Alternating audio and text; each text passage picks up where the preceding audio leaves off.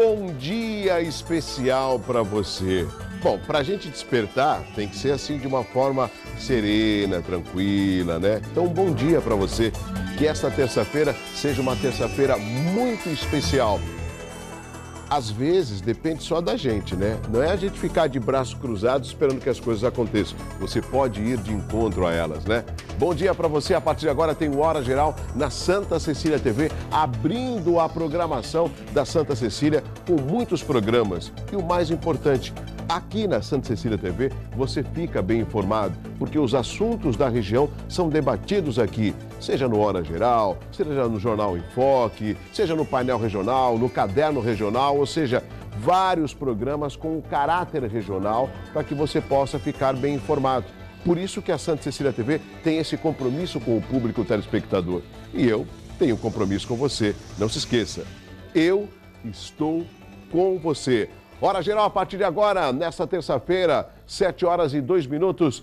Fique à vontade, participe também pela internet, no site euestoucomvocê.com.br ou no e-mail, se você preferir, horageral@euestoucomvocê.com.br. Se quiser manter contato, participar ligando, 3041-6777. Vamos ter hoje a presença de uma professora de História que vai nos dar não só uma aula, mas vai tentar provocar com o telespectador do Hora Geral por que muitos dos feriados são apenas curtidos com viagem, descanso e o brasileiro não tem o patriotismo, por exemplo. Afinal de contas, estamos na Semana da Pátria.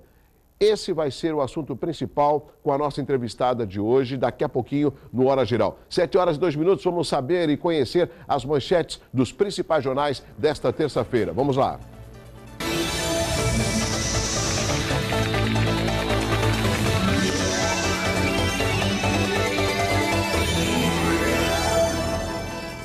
Vamos ver as principais manchetes. Nós temos ali a Folha de São Paulo. STF susta a decisão que salvou o mandato de deputado preso. Olha só, para ministro, direção da Câmara e não plenário deveria ter decidido a cassação de Nathan Donadon. Essa também é uma outra discussão. O que causou estranheza por parte da população é que o voto foi secreto. Sendo um voto secreto, foi mais fácil, até então, em plenário, do deputado Nathan conseguir a sua absolvição. Mas o STF ainda assustou essa decisão. Vamos aguardar outros desdobramentos, né? O presidente da Câmara pede agilidade do STF para saber como que ficaria o caso de outros parlamentares que estão aí pendurados em processos como, por exemplo, o deputado João Cunha, José Genuíno, entre outros. E também o Valdemar da Costa Neto, mais conhecido como Boy. Avião da TAM faz pouso de emergência e deixa 15 feridos. Essas são as principais manchetes, né? Tem a nadadora que conseguiu aí um feito, né? Isso prova que o esporte, não importa em que país, sempre tem um espaço. E ela tem mais de 50 anos, prova a sua vitalidade, a sua saúde e está sendo aplaudida por vários de pessoas que venham prestigiar essa, eu diria que foi um feito, né? Porque quando a gente discute a longevidade, a gente não pode deixar de aliar longevidade com bem-estar, com saúde. Salário mínimo de Dilma terá o menor reajuste na era do real. Isso aí é assunto para a oposição, né? Planalto cobra dos Estados Unidos explicação sobre espionagem. Bom, próximo jornal. Vamos ao próximo jornal. Essas são as principais manchetes. O Diário do Litoral, o STF suspende decisão a favor de Donadon. A suspensão da deliberação da Câmara é provisória, né? Provisória. Tem aqui, Câmara deve exigir contratos da Translitoral. É a comissão de vereadores que analisará denúncias feitas pelo RTG, isso na cidade do Guarujá. Sem Fred, Pato ganha nova chance. Foi convocado aí para um amistoso para representar a seleção brasileira. Exame não detecta problema cardíaco. Gabriel dá susto, Gabigol. Mourão quer população mais ativa, né? Prefeito de Praia Grande, morte de segurança esclarecida. Isso no bairro da Aparecida. Cacado no Milan e Balé no Real. Essas são as principais manchetes do Diário do Litoral. Agora o estado de São Paulo. Dilma ameaça cancelar visita aos Estados Unidos após espionagem, né? Ministro do STF suspende sessão que manteve Donadon. Vamos ver ainda no estado de São Paulo, né? Nos Barracos, um drama sírio. Ontem nós conversamos com um professor especialista em Direito Internacional e ele explicando, né, o que a Síria passa hoje e como que os Estados Unidos pode intervir na Síria, algo que causa preocupação, porque tanto o presidente sírio já declarou que, se houver essa intervenção, as tropas sírias estariam prontas para rebater as tropas americanas. Então, essa discussão ainda vai durar algumas semanas. Médicos não aparecem em metade das cidades paulistas. Essa é a foto de um médico cubano chegando em Realengo, no Rio de Janeiro, né, sendo recebido. BNDES já banca 20% do investimento no país. Balança tem maior déficit em 18 anos. Pato volta à seleção. Depois dos 2 gols que ele marcou à frente do Flamengo, né, e a contusão do Fred, pintando a oportunidade do Pato representar a seleção brasileira. Vamos ao próximo jornal, Jornal A Tribuna. Protesto exige saída para o Porto. Os portuários fazem hoje uma manifestação em frente à sede do órgão, isso no Rio de Janeiro. Caso Ricardo, viatura em local de crime gera suspeita. Fé e recuperação. São algumas entidades religiosas que acabam promovendo um trabalho de recuperação de muitos jovens. Marcão, coloca a outra parte do jornal. Muitos jovens que tentam e que buscam, através da fé, tentar uma ressocialização.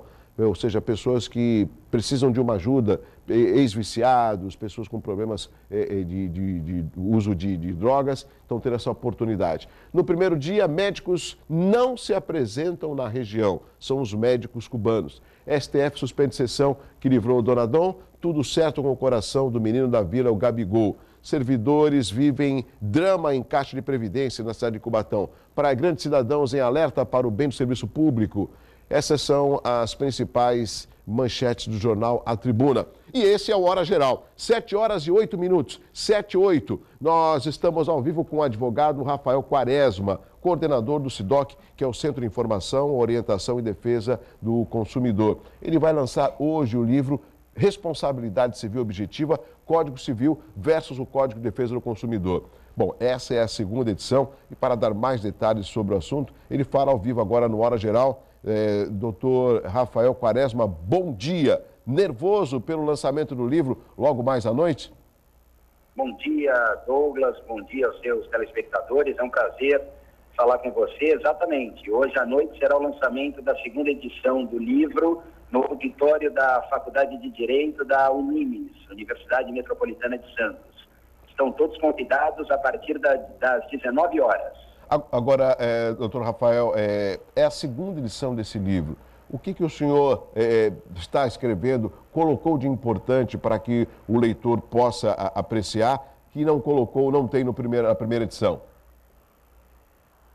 Olha, a obra, Douglas, trata da relação de consumo, da relação civil, faz um comparativo entre os contratos típicos do Código Civil, então, contrato de transporte, contrato de empreitada, contrato de prestação de serviço, contrato de seguro, e dialoga com as duas fontes. Então, quando se utiliza o Código Civil, quando se utiliza o Código de Defesa do Consumidor, e nessa segunda edição, que é revista, ampliada e atualizada, nós incorporamos também um ementário de jurisprudência, ou seja, decisões dos tribunais de todo o país sobre os temas abordados na obra. Então, não apenas a visão da doutrina, mas também da jurisprudência, como trata, como enxerga esses assuntos de interesse do operador do direito e também do dia a dia das pessoas. A relação de consumo está presente diuturnamente nas nossas vidas. Então, o livro faz essa abordagem também, faz essa análise. São 7h10. Estamos conversando com o advogado Rafael Quaresma, que hoje estará fazendo o lançamento do seu livro.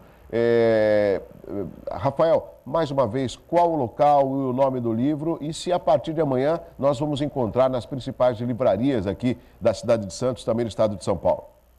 Exatamente. A partir de amanhã já à disposição nas livrarias. O lançamento será hoje, a partir das 19 horas, no auditório da Faculdade de Direito da Unimes, na rua Conselheiro Saraiva, número 31. Será um prazer encontrar a todos e recebê-los para esse lançamento. Aberto ao público, né, Rafael?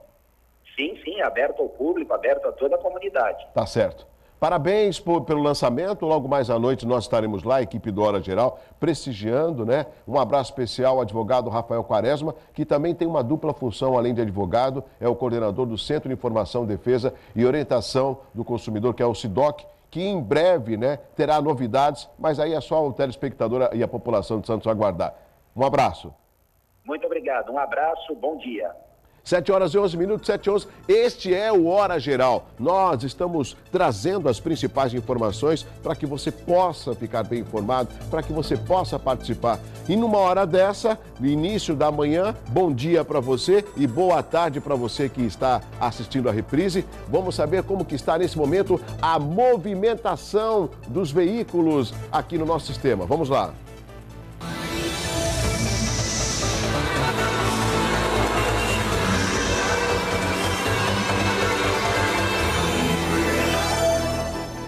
Muita gente é obrigada a trabalhar diariamente, pegando o sistema Anchieta Imigrantes, né? E aí vem a preocupação. Douglas, como que está o sistema nesse momento? Então, eu informo para você. O sistema Anchieta Imigrantes está em operação normal, 5x5. O tráfego flui bem nas duas rodovias e o motorista só encontra um pouco de lentidão na chegada a São Paulo. Lembrando que a visibilidade é boa e na Padre Manuel da Nóbrega e na Cônigo Domênico Rangoni não há pontos de lentidão. Esse tipo de informação é até novidade, né? A gente sempre costuma falar que nesse momento veículos pesados atrapalham a Cônigo Domênico Rangoni. Neste momento, 100 pontos de lentidão. É uma boa notícia. Já na travessia de Balsas entre Santos e Guarujá, opera com 6 embarcações e o tempo de espera é de 10 minutos nos dois lados. Quem utiliza a travessia entre Santos e Guarujá e Bertioga conta com uma balsa e o tempo de espera é de 20 minutos em ambos os lados.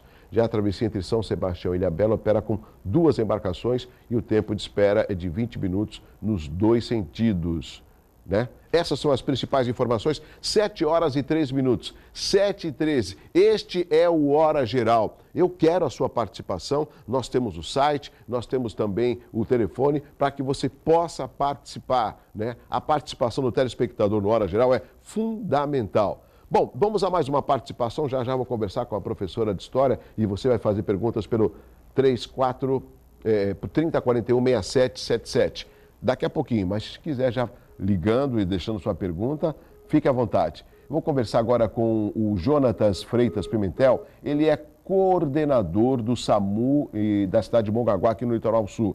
E a Prefeitura de Mongaguá abriu o processo seletivo, né? A Prefeitura de Mongaguá abriu o processo seletivo simplificado para o preenchimento de 18 vagas temporárias por um período inicial de 1 ano no Serviço de Atendimento Móvel de Urgência, ou seja, o SAMU.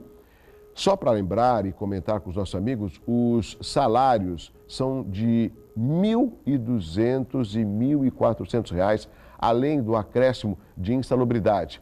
Das outras 10 oportunidades, 3 são para enfermeiro e 7 para médicos. Os salários são de R$ 1.900 para os enfermeiros e R$ 8.000 para os médicos. E quem a gente está tentando manter um contato sobre esse assunto é justamente o coordenador do SAMU da cidade de Mongaguá, que é o Dr. Jonatas Freitas Pimentel. Doutor, bom dia. Bom dia. Bom dia, doutor Jonatas. Eu queria que o senhor falasse um pouquinho mais alto, está um pouco baixo a sua voz. Está me ouvindo melhor agora? Estou ouvindo um pouquinho melhor. Opa. Doutor, eu queria que o senhor explicasse essa possibilidade aí. Nós temos profissionais ligados à área de saúde, sabendo que a saúde é um problema nacional. O senhor acredita que essas vagas serão rapidamente preenchidas, doutor? Bom, acredito sim. Acredito sim, a Prefeitura da Estância Balneária de Mongaguá publicou esta semana o edital de abertura do processo seletivo simplificado para as vagas específicas aqui no SAMU. Foram abertas 6 vagas de técnico de enfermagem resgativa, né, num regime de plantão de 24 a 72, assim também como condutor de motolância, técnico de enfermagem, 2 vagas, num regime de 12 horas por 36, tá? Enfermeiros e médicos intervencionistas. As vagas publicadas elas serão preenchidas em primeira chamada, mas assim como os consequentes e necessários serão chamados os próximos. Agora, doutor, essas inscrições poderão ser feitas até quando? Essas inscrições elas podem ser realizadas até no dia 6, até na sexta-feira, agora até às 5 horas da tarde, às 17 horas, aqui na base de Mongaguá mesmo. Agora, essas contratações, esse concurso também, acredito eu, visa já uma preocupação não só com a população da Estância Balneária de Mongaguá, mas também já se preocupando com o verão que está chegando. Seria mais ou menos isso, doutor? Sim, claro. A temporada já está próxima de se iniciar por aí e geralmente aumenta em aproximadamente 60% os atendimentos aqui no... Essas inscrições, como... que deu um apoio certo, bem interessante nas unidades aqui. Essas provas, elas acontecerão em Mongaguá mesmo, doutor? Sim, serão feitas aqui no município, numa unidade escolar aqui chamada Tonico Silva. E essas informações também, elas estão no site da prefeitura? Sim, então todas as informações necessárias, elas foram publicadas no edital, assim como o local de inscrição, o local de realização da prova e os pré-requisitos necessários para cada... Tá certo. 7 horas e 17 minutos, 7h17, é uma questão técnica, né? A ligação foi interrompida, mas isso não significa que você ficou sem informação, de forma alguma. Nós conversamos com o Dr. Jonathan Freitas Pimentel, ele é coordenador do SAMU da cidade de Mongaguá, falando da possibilidade de vagas tanto para médicos e enfermeiros que possam, assim que admitidos ou que passem no concurso, poder complementar o número de vagas no SAMU, o Serviço de Atendimento Médico de Urgência. Essas informações demandariam praticamente um programa todo, só para que o telespectador veja o quanto que a área da saúde é tema recorrente em todas as cidades, né? A gente vai procurar nessa semana trazer mais informações com relação à área da saúde, porque é algo que nos preocupa muito, né? Não só as pessoas do litoral, mas também as pessoas aqui da Baixada. 7 horas e 18 minutos, este é o Hora Geral. Muito obrigado pelo carinho, muito obrigado pela participação. Diariamente são muitos telefonemas, muitos acessos ao nosso site para que a gente possa estar sempre antenado com você. É verdade, nós precisamos da sua audiência, precisamos da sua participação. Rápido intervalo, já eu volto com Hora Geral e vamos conversar com a professora de História. Vamos saber um pouco mais da história do nosso Brasil. Daqui a pouquinho, depois de intervalo. Pode ir ligando, 3041-6777, eu volto já.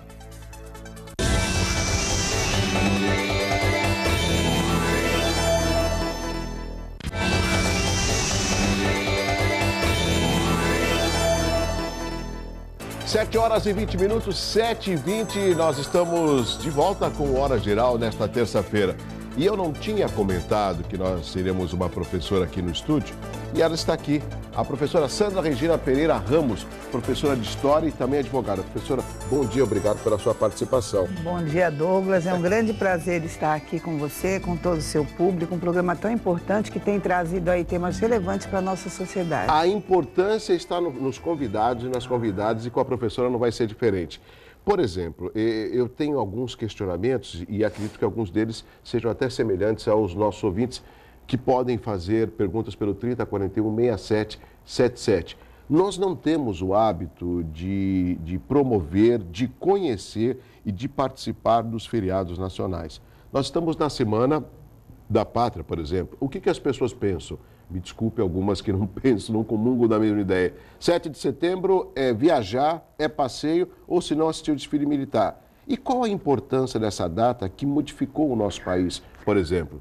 Na realidade, é a própria interpretação da história, né? O que tem muito se falado, né, é nessa transformação da análise do processo histórico da independência do Brasil. Porque não foi só a independência do Brasil, foi um grande processo que começou lá no Haiti e que depois tornou todo independente, toda essa parte da América do continente americano. Começou no Haiti? Começou, o primeiro país a se tornar independente foi o Haiti, depois Estados Unidos. E aí nós também retornamos lá na Revolução Francesa, as ideias iluministas. Então, nós temos que começar a analisar e colocar a independência do Brasil como um grande movimento de libertação, mesmo que a nossa população na época pouco participou, porque durante todo o nosso processo histórico da história do Brasil, a população mesmo tem sido excluída das grandes decisões, né?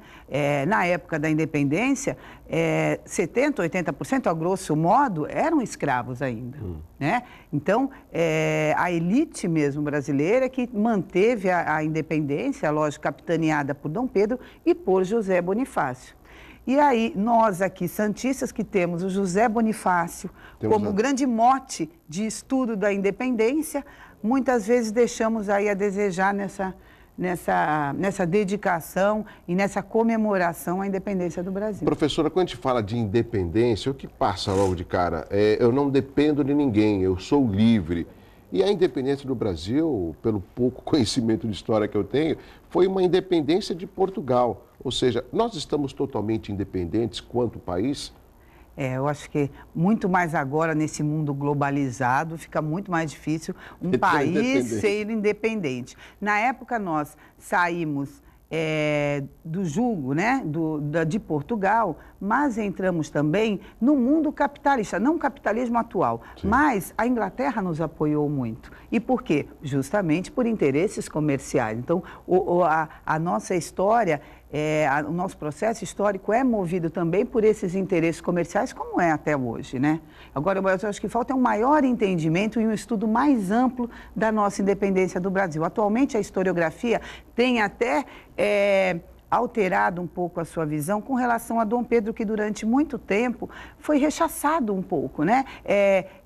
Faziam até gracejos no ato da independência, e hoje em dia nós sabemos que ele também, mesmo o Brasil tendo continuado a ser uma monarquia, foi o único país da América que, após a independência, continuou a ser uma monarquia, ele teve o seu papel importante nesse processo de independência do Brasil. Mas esse processo de independência, que aí lê-se Dom Pedro, ele foi levado a essa independência, foi uma atitude dele, ele teve aí, ou seja, uma ação provocada, porque a gente sabe que muitos dos mandatários, seja no sistema de monarquia ou presidencialismo, a gente sabe que ele não tem autonomia plena, né? Ele depende, às vezes, de um congresso, de um staff para poder estar à frente da governabilidade. E no caso do Dom Pedro? Justamente isso. É lógico que não foi uma liberalidade dele, né? Nós já vínhamos aí de movimentos contra o domínio português, né? Nós temos aí a Conjuração Baiana, a própria Inconfidência Mineira, né?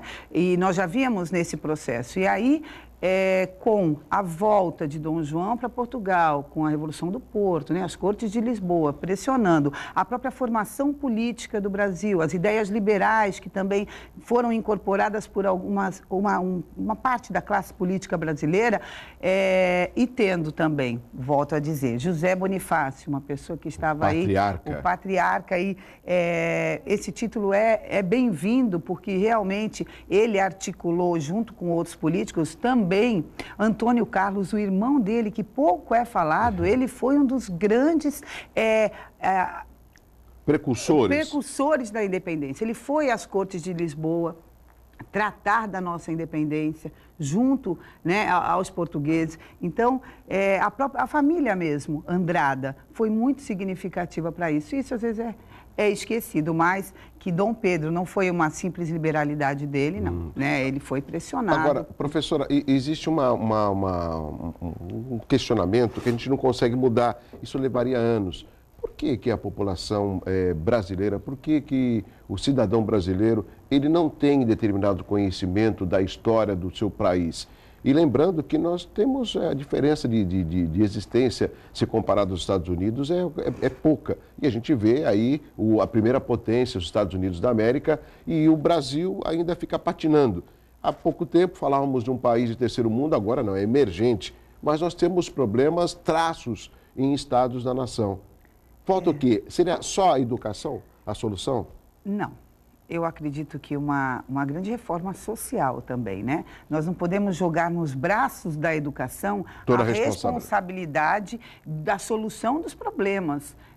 Fica muito difícil e decepcionante, porque quando nós chegarmos mesmo, a educação solucionou? Não, sozinha ela não consegue. Então, nós precisamos de uma política social inclusiva no nosso país para que haja uma melhora, né, significativa da vida da população. E quem queria patrocinar isso? A Câmara Federal, por exemplo?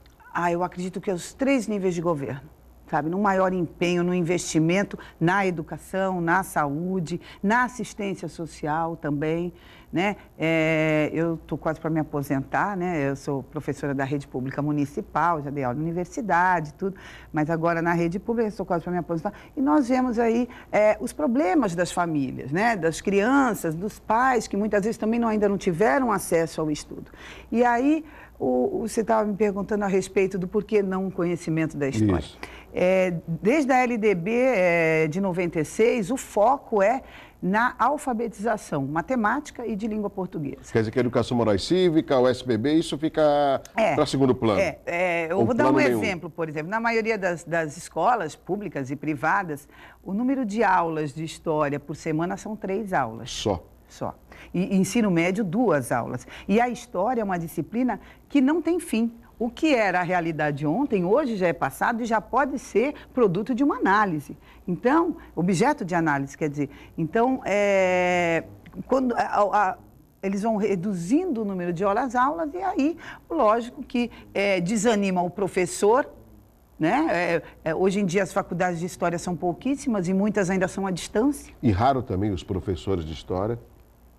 Pelo menos eu encontro dificuldade de conhecer professor de história. É muito difícil. Porque isso acaba, como não tem essa obrigatoriedade na rede de ensino, tanto municipal como estadual, falta esse tipo de informação. E por mais que nós tenhamos, professora, a internet, o Google, por exemplo, mas não é aquela informação correta de forma alguma. É informação, mas não é formação. Não é formação. E aí você precisa trabalhar essa informação junto com o aluno, até para ele poder fazer o que nós chamamos hoje do link, né? No vocabulário deles, né? Essa relação entre o que aconteceu com a nossa situação atual. Porque se você não faz essa relação, você não vai dar importância para um 7 de setembro se você não sabe tudo aquilo que depois aconteceu após esse 7 de setembro. E por que nós estamos aqui agora? Professora, tem perguntas. A Marlene Santos, do Marapé, por que o povo festeja mais o Dia da Independência do que o Dia da Proclamação da República, que seria 15 de novembro, né? Porque o 7 de setembro foi o nascimento de um país. Eu acredito que seja isso, né? Foi o nascimento do Brasil, enquanto país independente. A proclamação da República foi a transformação da forma de governo. Nós saímos de uma monarquia e fomos para um presidencialismo. Então, não foi, politicamente, foi uma transformação, mas o país já existia. Então, acho que o aniversário do Brasil, né, do país, é 7 de setembro. Outro aspecto importante, nós temos vários feriados e observo que às vezes uns têm mais participação popular, outros menos. Dia da Bandeira, o folclore brasileiro, que é 22 de agosto. Essas datas, o que a professora acha que deveria existir com relação ao conhecimento ou a atividade junto à população do nosso país? Seriam as escolas? Seriam os professores de estar anualmente lembrando dessas datas? Eu acredito que essa história factual, às vezes... Opa, cai o microfone. Vamos fazer o seguinte, vamos chamar o intervalo, né? A gente já volta conversando com a professora Sandra Regina Pereira Ramos, ela é professora de História. E um assunto interessante, que é a história do nosso país e são os feriados. Estamos na Semana da Pátria. 7 horas e 31 minutos, são 7h31. Eu vou fazer com que você ligue e a professora vai responder todas as perguntas depois do intervalo aqui na Santa Cecília TV com Hora Geral. Eu volto já.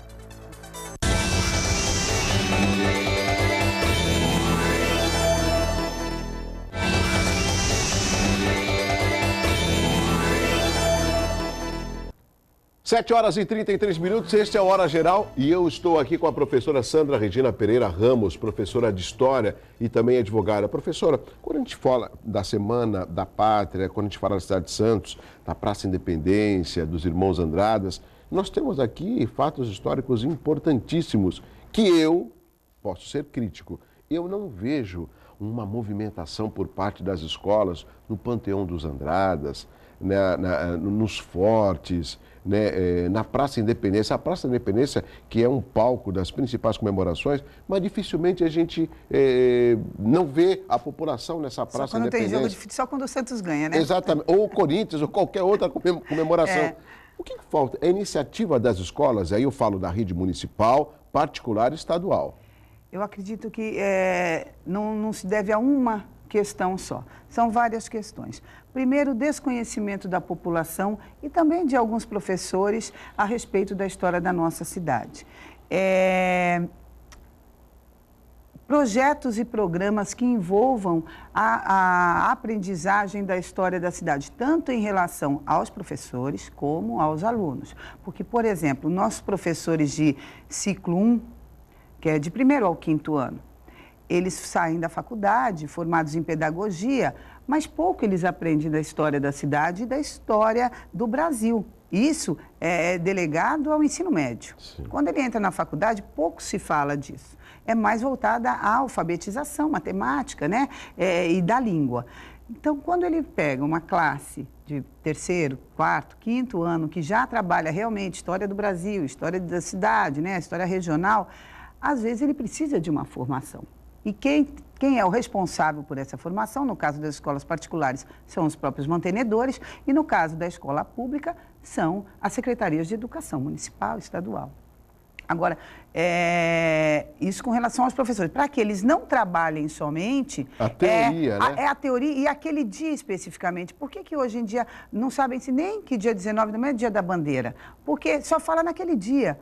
Aluno, a gente não pode só falar num dia para ele, você tem que falar continuamente para que ele absorva, para que ele aprenda, que ele, quando chegue realmente naquela semana, naquele dia comemorativo, ele saiba do que se trata. E outra coisa, professor, não sei se a senhora concorda, é o dia da bandeira, é o dia da independência, que haja uma discussão com os alunos, para que eles entendam, é como uma interpretação de um texto. Não basta só você ler, você tem que interpretar o texto. A história, eu faria esse paralelo, não é só você falar, hoje é 7 de setembro, independência, mas por que da independência? Quem foram os personagens? O que mudou depois da independência? O que o país ganhou com isso? Para que você tenha um conhecimento, possa dialogar, conhecer e multiplicar a informação. Tem mais perguntas chegando, o Júlio Rocha do Boqueirão. É verdade que o Brasil, no tempo do Império, principalmente no Império de Dom Pedro II, era superior economicamente aos Estados Unidos? Eu não posso falar que superior, né? Hoje em dia nós temos... Mas estava ali. Dom Pedro II, na realidade, ele também, ao mesmo tempo, da mesma forma que o José Bonifácio, ele foi uma pessoa à frente do seu tempo. Ele tinha uma mentalidade muito mais aberta do que hoje em dia se fala e se conhece dele, né? E eu não posso afirmar aqui categoricamente que o Brasil tinha mais poder econômico do que os Estados Unidos, né? Eu estaria falando aqui em verdades. Mas o Brasil tinha muitas dívidas também, né? Com os países estrangeiros. O Brasil teve que pagar 20 mil libras esterlinas para a sua independência, para o reconhecimento da sua independência perante a Portugal. Então, o próprio reconhecimento da independência não foi uma coisa fácil para o Brasil. Não foi só um ato, né? Não foi só um ato, é o que eu falo. É todo um processo que foi se desenrolando até a própria República. Por exemplo, se o Dom Pedro não proclamasse a independência até hoje, nós estaríamos sob a responsabilidade ou sob o domínio de Portugal? Ah, não, nós tivemos tantas revoluções depois tivemos Confederação do Equador, que até fizeram com que Dom Pedro I abdicasse, né, e voltasse a Portugal. Então, o ser humano e o povo brasileiro, como muito se quer falar, não é um povo que engole tudo e pacificamente, o brasileiro, né? O povo brasileiro. Sim, nós temos aí como uma das nossos primeiros movimentos os próprios quilombos. né? Foram os primeiros movimentos sociais que nós tivemos contra o poder e o domínio de Portugal e da sociedade escravocrata. Então, daí nós vemos num processo de transformação e de que aos poucos nós vamos conseguir. Eu tenho muita esperança. Sabe? Eu acho que o Brasil ainda é um país jovem. Se nós formos perceber, ele é país somente há 200 anos. E há 100 anos, né, um pouco mais de 100 anos, é que nós temos aí uma democracia que durante também 20 anos ficou sob jugo dos militares. Então, democraticamente, o Brasil ainda está engatinhando. Lógico que isso não é consolo para que as pessoas não votem corretamente, não tenham responsabilidade na hora do seu voto. Que é a única maneira de tentar mudar. As pessoas, isso. às vezes, criticam o nosso processo eleitoral, a nossa democracia, mas, como a professora falou, é recente e a participação é fundamental.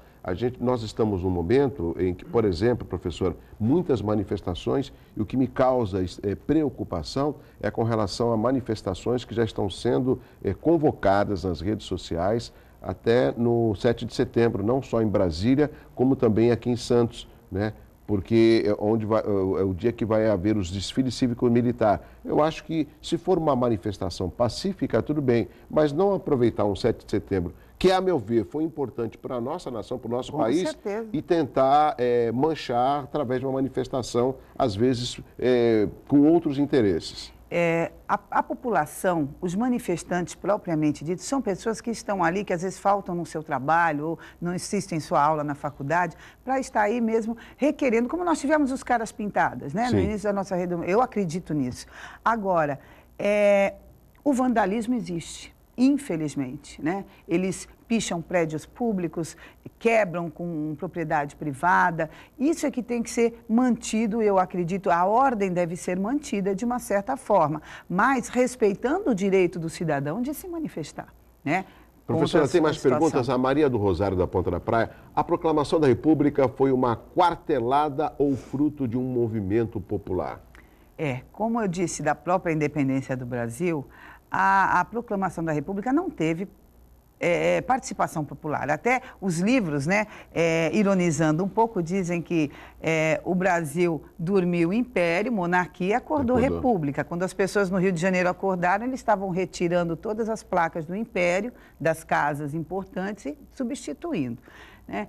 Por isso que eu estava desde o começo comentando que o povo brasileiro, a sociedade, pouco participou das transformações políticas do Brasil, né? A partir, eu acredito, tirando aí a 64, 65, que aí foi a grande repressão, ditadura militar, né, no século passado, e depois, na época do presidente Collor, toda aquela manifestação dos caras pintadas e tudo, 90, nós não temos esse costume. E eu acho que não temos justamente porque não damos muito valor à nossa história. Agora, a professora fala de não dar valor à história, nós brasileiros, mas, por exemplo, nós criticamos os argentinos, nesse ponto eles são muito mais patriotas do que nós. Os argentinos, por muito pouco, eles saem às ruas, eles participam, né? Como mas aí eu falo, aí sim, eu coloco a responsabilidade na educação. Porque a nossa educação, qualidade, não é só dinheiro, não é só colocar computador na escola. Qualidade é você fazer com que o seu aluno reflita sobre os próprios atos, sobre os atos da sociedade, sobre os atos dos políticos. E você só leva a reflexão, lógico, se ele souber ler e escrever, mas também se ele souber a história da vida dele, a história dos pais, dos avós, da onde ele veio, né? Como ele chegou aqui. E isso é só através da história, só por meio da análise histórica. Professora Sandra, professora de História, advogada aqui no Hora Geral, são 7h42. O Uriel faz a seguinte pergunta: como a senhora analisa o nível de politização ao professorado que não discute questões importantes como a causa da participação popular, por exemplo? Bom, com essa, eu não sei se ele está falando, discute com seus alunos ou entre os pares, alunos, né? Com os alunos. Eu acredito que o professor tem discutido essa questão porque está influenciando diretamente nas aulas propriamente dita. Por exemplo, na quinta-feira passada, poucos alunos foram à escola porque teve uma manifestação, né? Fecharam a imigrantes aqui em Santos, eles foram sexta-feira, né? Foi sexta-feira. Então, 30. Poucos alunos foram à escola. Então, quando os alunos retornam, ou mesmo antes, cabe ao professor, eu acredito que aí, infelizmente, dessa forma. Provocar uma discussão com Mas eles. cabe, é isso que se espera de um professor. Mas esse professor também tem que ter um investimento em cima dele. Ele tem que participar de formações, né?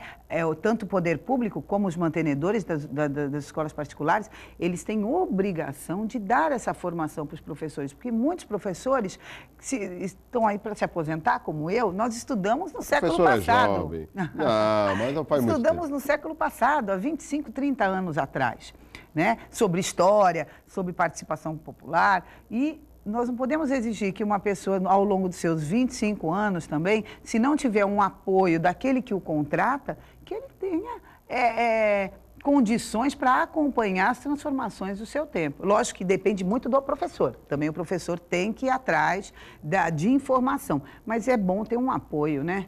Para que ele possa alcançar aí e dar para os seus alunos o melhor. Eu acho importante que a professora Sandra fala, até porque nós observamos, tem aula de biologia, hoje é o dia do biólogo, um abraço especial a todos os biólogos, né? Professor Laurindo, meu professor do Liceu São Paulo, professor de biologia, um abraço a você, professor Laurindo, pela data de hoje. E a gente vemos aulas de biologia, estão os alunos lá vendo uma planta, fazendo uma experiência, ou seja, tendo uma aula totalmente prática, né? E com relação à história, lógico que é um pouco difícil, mas nós temos monumentos. Santos é uma cidade histórica e eu desconheço, de repente, um grupo de alunos que vão até o Panteão, vão até a Rua 15, mostram onde que o José Bonifácio morou. Recentemente teve a comemoração aqui em Santos de várias autoridades, 250 anos de José Bonifácio. Eu sinto que falta isso, esse conhecimento da população da cidade de Santos com relação à história da sua cidade.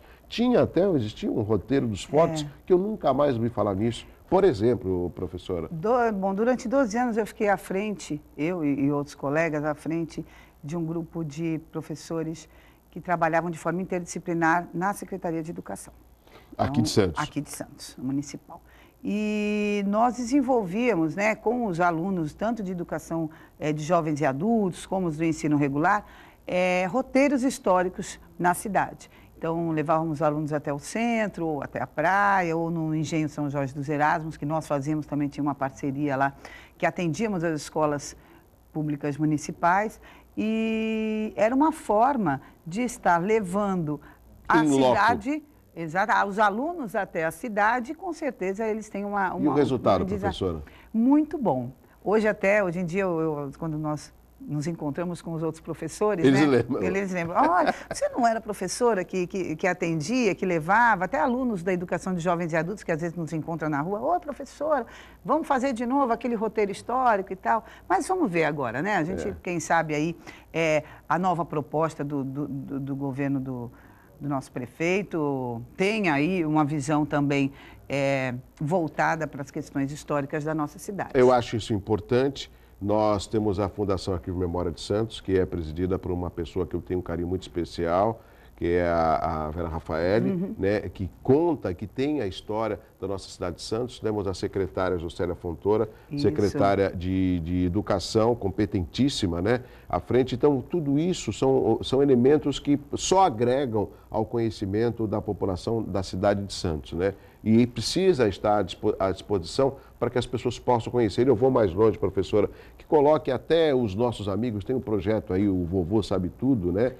Que coloque também os nossos amigos da melhor idade, por Santos ter essa qualidade de vida, um grande número de idosos, para que eles possam fazer parte desse processo e se tornarem multiplicadores de informação. Nós tínhamos a vovó nas igrejas, né? Nas igrejas contadores de história. Isso, nas igrejas de Santos tinha um projeto, eu não sei se deram continuidade, mas as vovós, elas atendiam as pessoas, os turistas que iam às igrejas e contavam a história das igrejas. É muito bacana. 7h47, o Milton Pérez do Boqueirão. Por que o estudo do humanismo foi abandonado nas escolas? A professora falou mais ou menos no bloco anterior a respeito da LDB, né? Na realidade, o humanismo, você trata na disciplina de história, na época que você fala do renascimento, né? Renascimento cultural, você fala sobre o humanismo, o racionalismo, as características do renascimento. Agora, o humanismo puro seria tratado nas aulas de filosofia, que hoje em dia não existem mais, né? Raro. Que eu acredito que é uma disciplina importantíssima para se levar à reflexão e foi abandonada pelo Estado, né? Pelo Estado, que eu digo assim, pelas políticas de educação. Colocaram a filosofia aí de lado e aí direcionaram tudo para a história. E é muito difícil o professor de história conseguir em 3 aulas, 2 aulas, tratar de sociologia, filosofia e a própria história, né? Aí vem uma outra discussão, ou seja, por que não um movimento dos pais com relação da obrigatoriedade do retorno dessas aulas, assim como as manifestações que estão pipocando em todo o nosso país? Porque eu não vejo, às vezes, a participação dos pais na escola para saber da vida do filho. Ele acha que deixa na escola, a escola tem que fazer obrigação, o pai depois vai buscar e ponto final. Não tem aquela participação. E eu não sou tão velho assim, mas eu sei que na escola é o nosso segundo lar, né, professora? Exatamente. Eu estava ouvindo aí a palestra do Sérgio Cortella na semana passada, e aí... Filósofo, entre outras coisas. Filósofo, educador, maravilhoso. E ele colocou uma coisa muito importante, que não é o pai que ajuda a escola a educar o filho, é o contrário. A escola é que embasa o pai para educar o seu filho. Então, de qualquer forma, tem que ser uma parceria, né, entre escola e pais. E o que nós vemos aí é a pouca participação dos pais. Eu sei que os pais trabalham muito também. Mas não tenho tempo, meu dia é corrido. Mas olha, a escola funciona das 7 às 11 na maioria das vezes, escolas com 3 períodos, e sempre se dá um jeito de estar atendendo os pais nas escolas. E é muito importante.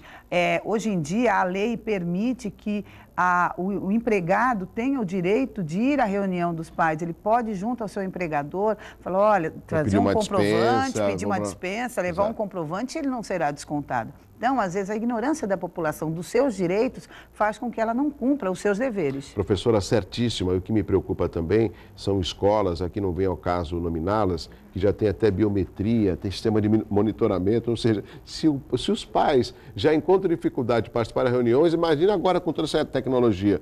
Vai conversar com a professora através do Skype, por exemplo? O problema da segurança nas escolas, né? Esses atentados que têm acontecido no Brasil e no mundo, de jovens que acabam atentando contra a vida dos seus próprios colegas, eu acho que tem feito com que algumas escolas tenham tomado uma precaução maior, né? Tomem uma precaução maior. Mas isso não é impeditivo do de pai forma alguma, pelo contrário. Ir até a escola, e justamente para ver, por exemplo, um grande problema que nós temos hoje é o celular na escola. Essa é uma outra discussão. Difícil. Além de desrespeito com relação ao professor, tira toda a atenção do aluno. O aluno se preocupa mais com o celular do que com a aula.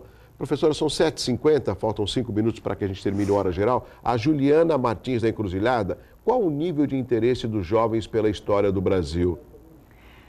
Bom, aí eu ponho uma responsabilidade muito em cima do professor. Eu acredito que é muito também de como o professor trata da história com o seu aluno, né? Se ele trata de uma maneira mais encantadora, exatamente. O aprendizado é melhor. Hoje nós temos, não adianta nós só ficarmos lá com o giz e a lousa passando o questionário para o aluno. O professor também tem que se aperfeiçoar. Então, ele tem que usar novas tecnologias, né? Utilizar o data show, que muitas vezes tem na escola, programar umas aulas muito mais visuais, porque o mundo é visual, né? Então, não vamos deixar os textos de lado, lógico, mas nós precisamos também, como professores, estarmos atualizados e melhorar nossas aulas, né? Para que possamos alcançar os nossos alunos, né? 7h51, a Juliana Martins da Encruzilhada, qual o nível de interesse dos jovens pela história do Brasil? A professora já colocou. O Mauro Gomes, do Itararé, qual é a maior injustiça que se pode cometer ao analisar a história? Ideologizá-la ou analisá-la sobre o ponto de vista da atualidade? Nenhum dos dois. Não, acho que os dois, na realidade. Você não pode olhar com os olhos de um cidadão do século XXI atos que foram cometidos no século passado. Então, lógico que nós temos que ter uma reflexão para não voltarmos a fazer aquilo que foi feito, mas não condená-los também porque eles viviam num contexto social diferente do nosso. E também tornar tudo uma ideologia e todos como heróis, não. Acho que nós precisamos desconstruir algumas coisas da nossa história, que é uma história eurocentrista, é contada pelo dominador. Então, nós sabemos da história por meio do europeu e não do africano. Um exemplo, né? Nós sabemos da escravidão por meio do europeu, não por meio do africano. Exato. Então, agora nós estamos desconstruindo muito da nossa história e isso faz parte de uma reflexão e da formação e concretização da nossa história. Desconstruir para depois reconstruir com outros olhos. E não seria uma revisão da história, mas sim contá-la de uma forma correta. Analisar a história de todos os ângulos, não só do ângulo do dominador, mas também do dominado.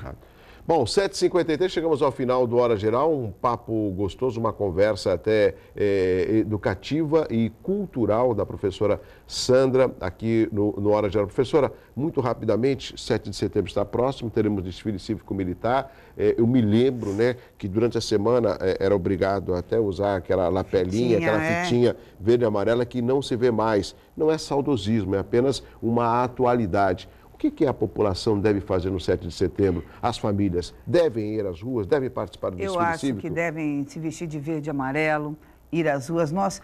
Quando nós assistimos algum filme norte-americano, de 4 de julho, nossa, né? Todo mundo acha tão bonito. A independência americana. Dos Estados Unidos. Por que não aqui no Brasil? Por que não 7 de setembro? Exatamente. Ir ver, participar do desfile cívico, incentivar seus filhos a participar, a estar na banda da escola. Eu acho muito importante essa participação popular. Porque a partir dessa manifestação, que não deixa de ser uma manifestação, é que nós possamos transformar a nossa educação. Muito obrigado, professora Sandra Regina Pereira Ramos, professora de História e advogada, falando um pouco mais da importância da história do nosso país, né? E hoje é muito fácil, basta ter força de vontade, procurar o professor, estudar a história para que você tenha conhecimento. A literatura também faz parte do conhecimento. Amanhã tem mais, a partir das 7 estaremos de volta com Hora Geral. Bom dia para você e durante a nossa reprise, uma boa tarde. Um abraço forte para você. Tchau, tchau, até amanhã às 7 da manhã. Tchau.